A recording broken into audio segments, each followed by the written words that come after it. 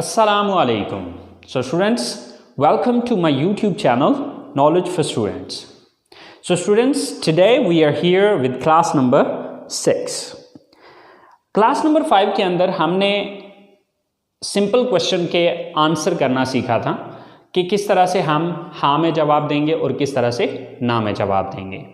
I hope so आप लोगों ने ट्राई किया होगा, उसको प्रैक्टिस किया होगा और क्वेश्चन भी बनाए होंगे और उनके फिर आगे यस नो में आंसर्स भी किए होंगे। सो गाइस, आज हम आंसर्स को ही अंडरस्टैंड करेंगे, लेकिन आज हम ये चीज़ देखेंगे कि सवाल के अंदर से हम किस तरह से जवाब को निकालते हैं।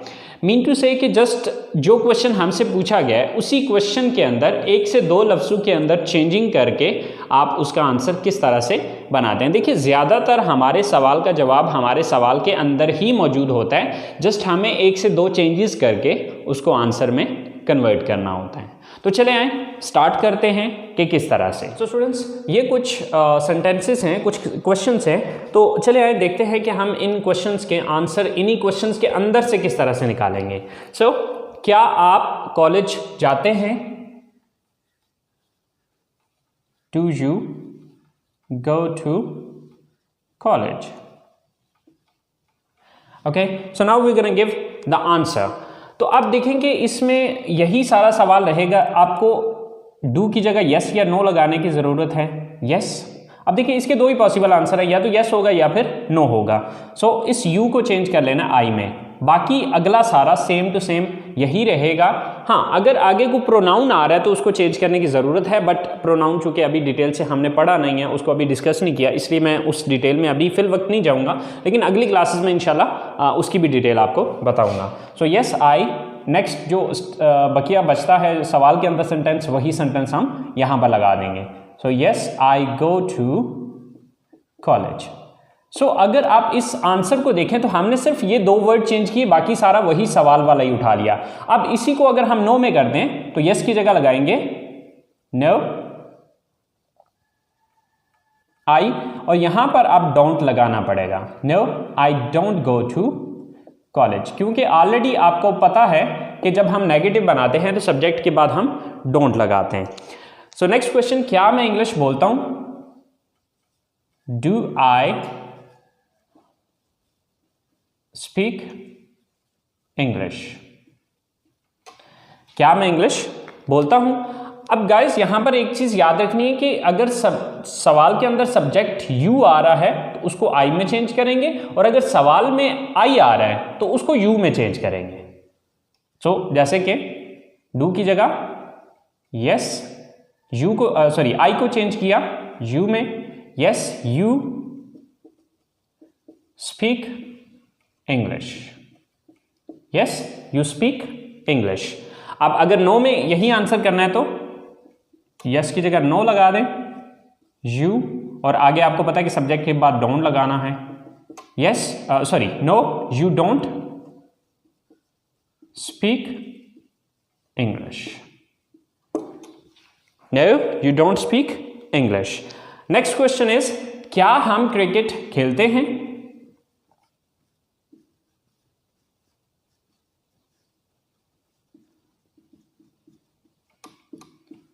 Do we play cricket?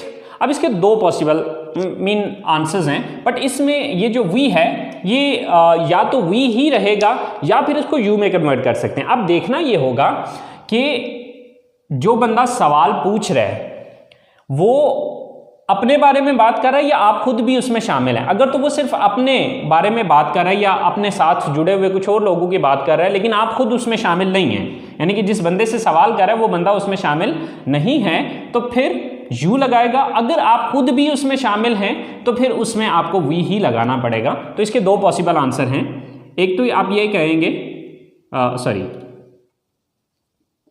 Yes we play cricket. देखिए वी उस सूरत में होगा कि अगर जिस बंदे से सवाल पूछा जा रहा है वो भी शामिल है, लेकिन अगर फर्ज करें वो बंदा खुद शामिल नहीं है तो इसकी जगह फिर हम वी नहीं लगाएंगे बल्कि यू लगा देंगे। Yes you play cricket. Okay, तो वी उस सूरत में होगा कि जिस बंदे से सवाल पूछा जा रहा है, ठीक है, वो खुद भी इसमें शामिल हो, ठीक है। और अगर वो बंदा खुद शामिल नहीं है तो फिर वी नहीं लगेगा, बल्कि आप वी यू में कन्वर्ट कर देंगे। सो अगर नो में आंसर करना हो तो नो, वी या यू, अब वो डिपेंड करता है क्वेश्चन पे। So don't play cricket, okay. So no, we are you don't play cricket.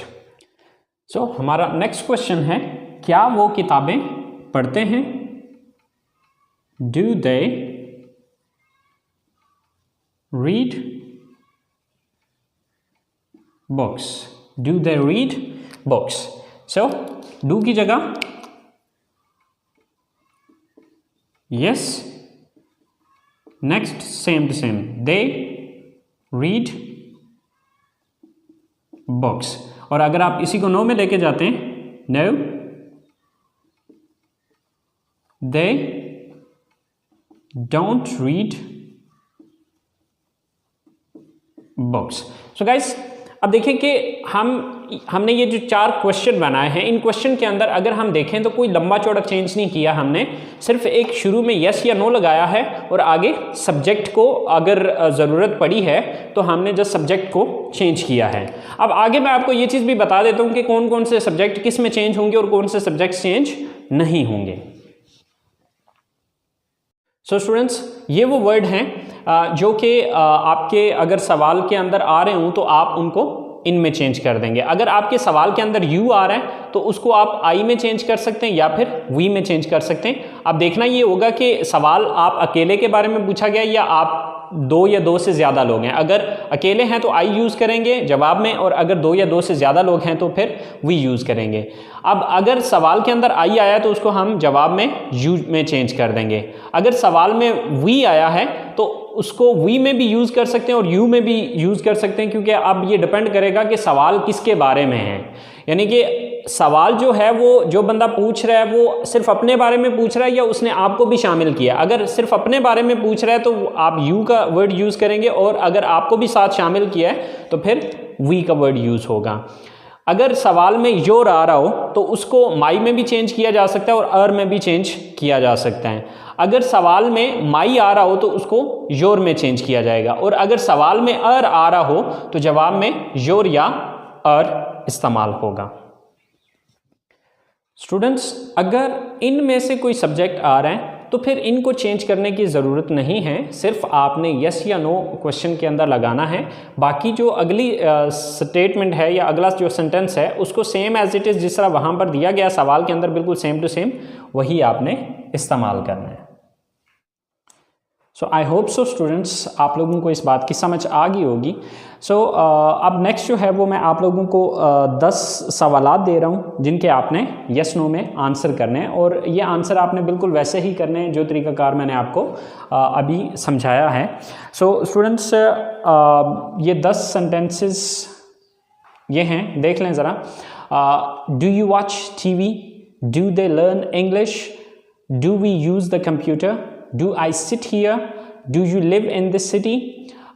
Do we go to mosque? Do they go for morning walk? Do Asim and Amir study in this college? Do they work in this factory? Do you visit different parks? So guys, in sentences को आपने English में convert करना है।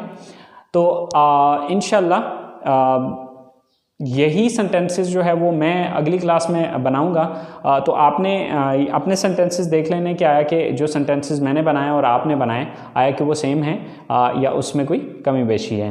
So guys, I hope so आप लोगों ने class को enjoy किया होगा। सो प्लीज़ गाइज़, अगर आप लोग इन वीडियो से कुछ सीख रहे हैं तो अपने दोस्तों को अपने जितने भी कॉन्टैक्ट्स हैं उनके साथ शेयर कीजिए इसको, ताकि आपके साथ साथ वो भी सीख सकें। और अगर आपने अभी तक मेरे चैनल को सब्सक्राइब नहीं किया तो प्लीज़ सब्सक्राइब कीजिए, और कोई भी चीज़ समझ में नहीं आती है तो प्लीज़ नीचे कमेंट्स बॉक्स में आप लोग ज़रूर मेंशन कीजिए। इंशाल्लाह I will try my level best to clear your confusions. So guys, you take care of yourself and इंशाल्लाह hope to see you next time soon. अल्लाह निगहबान।